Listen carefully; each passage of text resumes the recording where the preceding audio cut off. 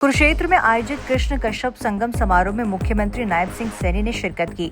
इस अवसर पर गीता मनीषी स्वामी ज्ञानानंद महाराज भी उपस्थित रहे। सीएम सैनी ने कहा कि यह कार्यक्रम सांस्कृतिक धरोहर का प्रतीक है, जिससे जम्मू कश्मीर से कन्याकुमारी तक भारत को एक सूत्र में पिरोया है। उन्होंने कुरुक्षेत्र और कश्मीर के ऐतिहासिक और सांस्कृतिक संबंधों को उजागर किया और कहा कि गीता की अमृत वाणी अब पूरे विश्व में प्रकाश फैला रही है। कि आज इस कुरुक्षेत्र की ऐतिहासिक भूमि पर कृष्ण कश्यप कुरुक्षेत्र तीर्थाटन धर्म यात्रा कुरुक्षेत्र के इस कार्यक्रम में परम पूज्य गीता मनीषी स्वामी ज्ञानानंद जी महाराज, परम पूज्य कुमार स्वामी जी, आचार्य पंकजधर जी,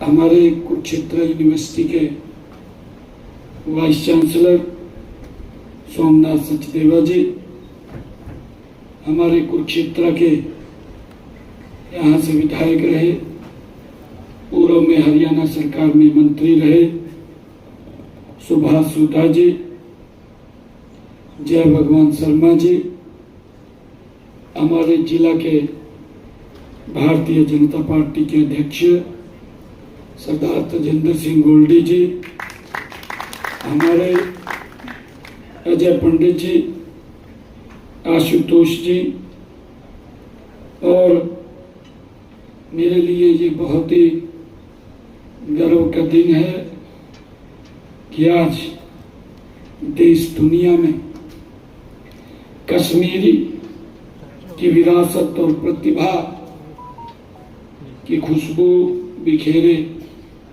हमारे यहाँ उपस्थित जम्मू कश्मीर, मुंबई, उत्तर प्रदेश, मध्य प्रदेश, राजस्थान, हरियाणा से आए हुए हमारे कश्मीरी भाइयों बहनों, मैं आप सबका धर्म क्षेत्र कुरुक्षेत्र की इस पावन धरा पर हार्दिक स्वागत करता हूं, आप सबका अभिनंदन करता हूं। आज मेरे लिए ये बहुत ही खुशी का दिन है कि आज कश्मीर और कुरुक्षेत्र के सांस्कृतिक एवं आध्यात्मिक संबंधों को उजागर करने के लिए आयोजित कृष्ण कश्यप कुरुक्षेत्र तीर्थाटन धर्म यात्रा कुरुक्षेत्र इस पवित्र कार्यक्रम में आप सब के बीच आकर के मुझे बहुत ही खुशी का अनुभव हो रहा है। मैं अपने आप को गौरवान्वित महसूस कर रहा हूँ। यह कार्यक्रम उस सांस्कृतिक धारा का प्रतिनिधि है जिसने जम्मू कश्मीर से कन्याकुमारी तक भारत को एक सूत्र में पिरोया हुआ है। यह खुशी की बात भी है कि धर्म और आध्यात्मिकता का यह कार्यक्रम श्री कृष्ण जन्माष्टमी के एक सप्ताह बाद ये आयोजित किया गया है। इस कार्यक्रम में पधारे लोगों को मैं अपनी सनातनी और आध्यात्मिक विरासत को समझने का इसके माध्यम से हमें अवसर मिलता है। मैं आप सबका बहुत बहुत धन्यवाद भी करता हूँ। मुझे ये खुशी भी है कि इस कार्यक्रम का नाम कृष्ण कश्यप कुरुक्षेत्र तीर्थाटन धर्म क्षेत्र कुरुक्षेत्र रखा गया है, और जहां इस भव्य आध्यात्मिक जागरण के लिए 5 कै कृष्ण कश्यप कर्म कुरुक्षेत्र और कश्मीर एक साथ आ रहे हैं, ये हमारे लिए बहुत ही खुशी का बात है। जम्मू कश्मीर के धार्मिक स्थलों और विभिन्न संतों और ऋषियों को दर्शाने वाली एक रथ यात्रा का आयोजन भी सराहनीय है। इसके लिए मैं आप सबको साधुवाद देता हूँ।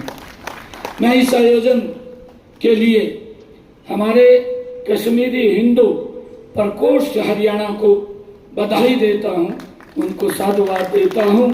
साथ ही मैं परम सत्य स्वामी गीता मनीषी ज्ञानानंद जी महाराज के चरणों में भी मैं नमन करता हूँ कि आज जिस गीता ज्ञान संस्थान के अंदर हम यह कार्यक्रम आयोजित कर रहे हैं, यह स्वामी जी के अथक प्रयासों से इतना ये यहाँ पर स्थापित हुआ है। और मुझे यहीं से आपने गीता के, हम सब जानते हैं कि यही वो पवित्र स्थल है जिस पवित्र स्थल से गीता की अमृतवाणी पूरे विश्व के अंदर एक प्रकाश के रूप में फैल रही है। ये हम सब के लिए बड़े गर्व की बात है। आज के इस कार्यक्रम में कुरुक्षेत्र धर्म क्षेत्र और महर्षि कश्यप जी की धरा कश्मीर के बीच गहरे सांस्कृतिक संबंधों को यहाँ प्रस्तुत किया गया है।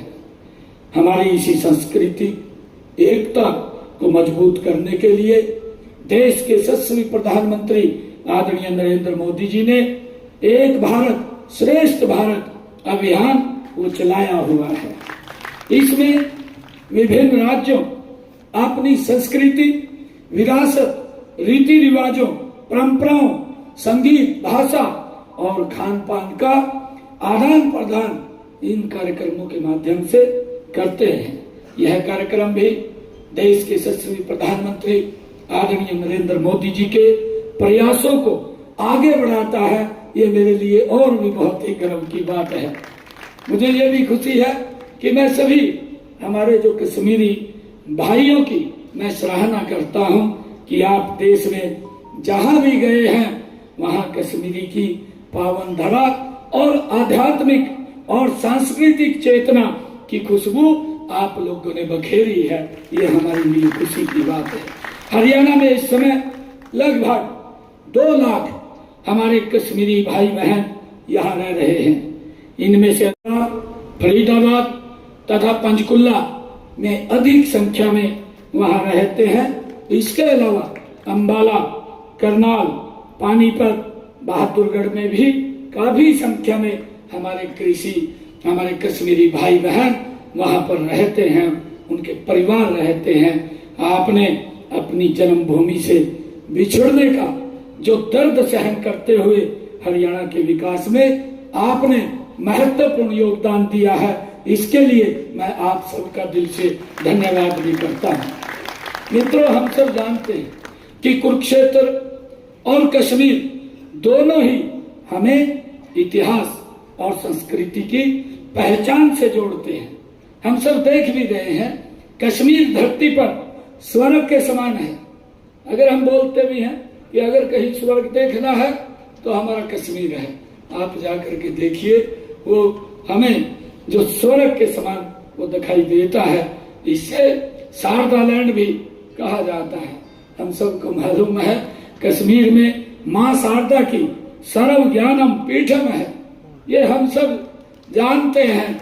और कुरुक्षेत्र में माता भद्रकाली शक्तिपीठ है। धर्म और कर्म की भूमि कुरुक्षेत्र और कश्मीर के सदियों पुराने संबंध है। आज का यह कार्यक्रम उन संबंधों को फिर से जागृत करेगा, ये मुझे पूर्ण विश्वास है।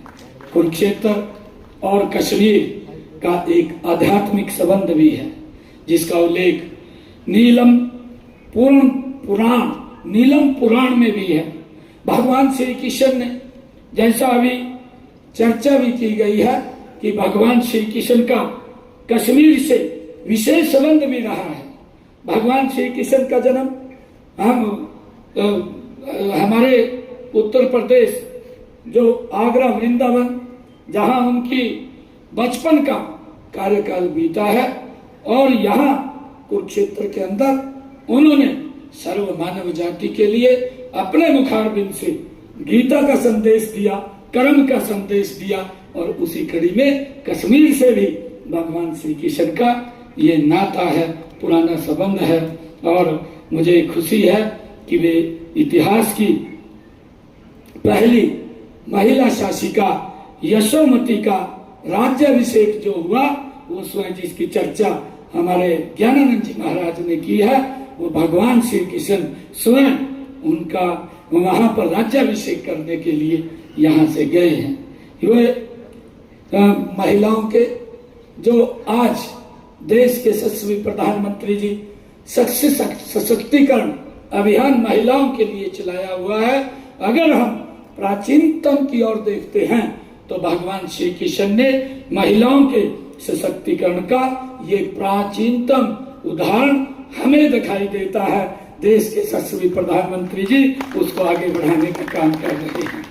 मुझे ये बताते हुए कि भगवान श्री कृष्ण ने राजा का वध करने के बाद राज्य पर अपना अधिकार स्थापित करने की बजाय रानी यशोमती को विश्व की पहली, हम सब जानते हैं, सामग्रिक बनाया।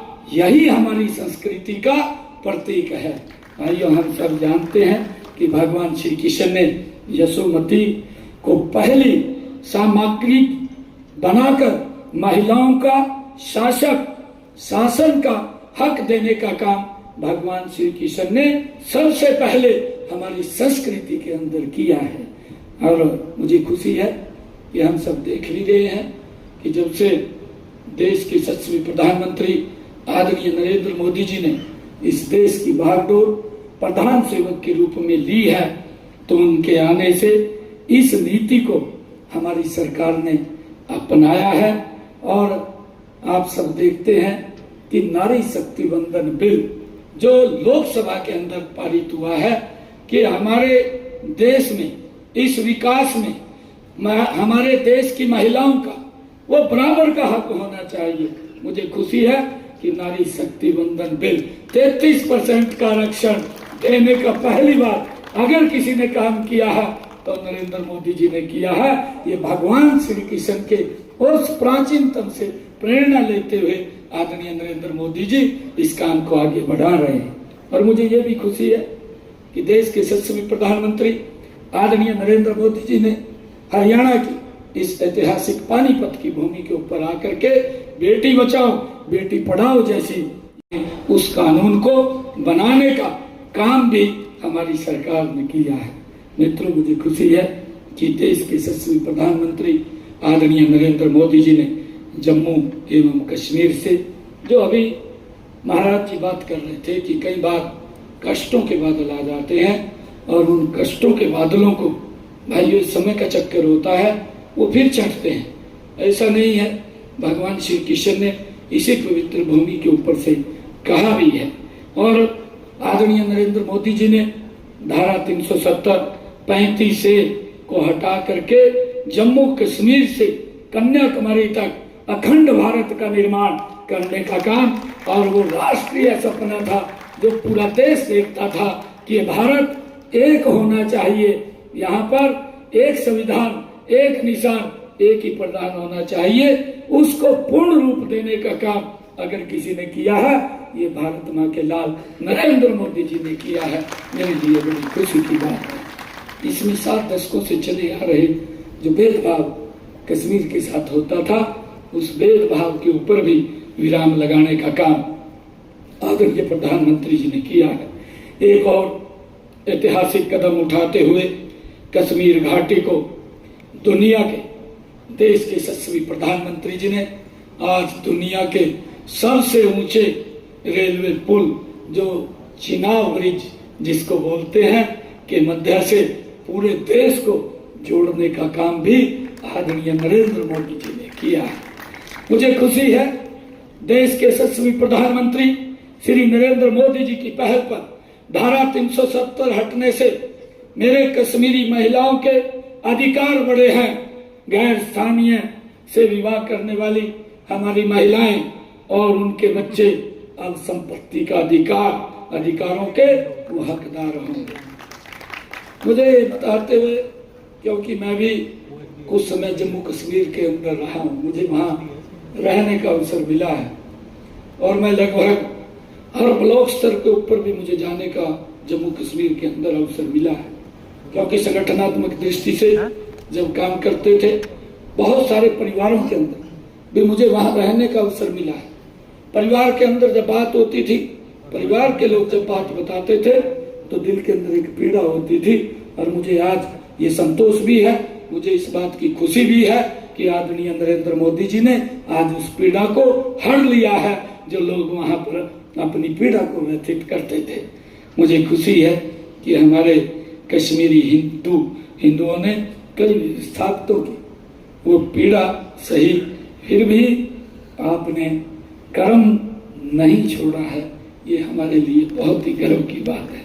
हमें ये भी जानता हूँ कि 1990 में हमारे लाखों कश्मीरी भाई बहन जो कश्मीरी हिंदू थे वो विस्थापित हुए हैं। 19 जनवरी 1990 की रात ने कश्मीर को घायल किया है, ये हम सब जानते हैं। लेकिन कश्मीरियों की विद्या और दृढ़ता ने उन्हें वैश्विक मंच पर स्थापित किया है। यह आपके सामर्थ्य की ताकत को दर्शाता है कि आपने उन कठिनाइयों को सहन करते हुए जहां भी आप लोगों ने विस्थापित हुए हैं उस जगह पर आपने उसकी आर्थिक इकोनॉमी में बड़ा योगदान देने का काम आप लोगों ने किया है। ये हमारे लिए बड़ी खुशी की बात है।